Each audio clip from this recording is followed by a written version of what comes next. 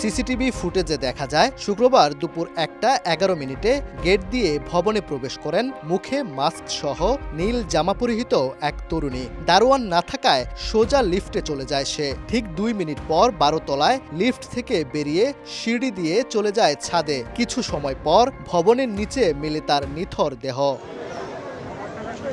ময়মনসিংহ নগরীর প্রাণকেন্দ্র গাঙ্গিনারপাড় মোড়ের বর্ণালী সিটি সেন্টার নামে একটি বহুতল ভবনে ঘটে এই ঘটনা। সামনে জট লেগে গেছে, তখন ওইখানে আমরা ক্লিয়ার করতে গেছি, ঠিক এই ফাঁকে সমত মেয়েরা ঢুকে বসছে। ওরা সাথে সাথে হালকা 2-3টা শরীর খেসনি দিয়েছে, খেসনি দেওয়ার পরে সাথে সাথে মারা যায়।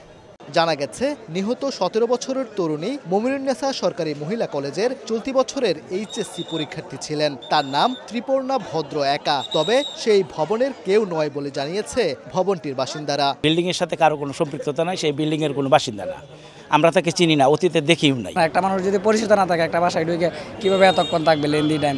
অবশ্যই পরিচিত আছে। হত্যা না আত্মহত্যা তদন্ত করছে পুলিশ। এত বড় একটা হাই রিস্ক বিল্ডিং, আপনার চাবি নাই, আপনার তারপরে এই বিল্ডিং এর যে আপনার এই রুম উপরে 12 তলা কিভাবে খোলা ছিল, এই সার্বিক বিষয়গুলো আমরা দেখবো, দেখে আপনার আমরা পরবর্তী ব্যবস্থা নেব। পুলিশ জানিয়েছে ত্রিপর্ণা ভদ্র একা নগরীর কালীবাড়ি কবরখানা এলাকায় সপরিবারে বসবাস করতেন। ওবায়দুল হক, সময় সংবাদ, ময়মনসিংহ।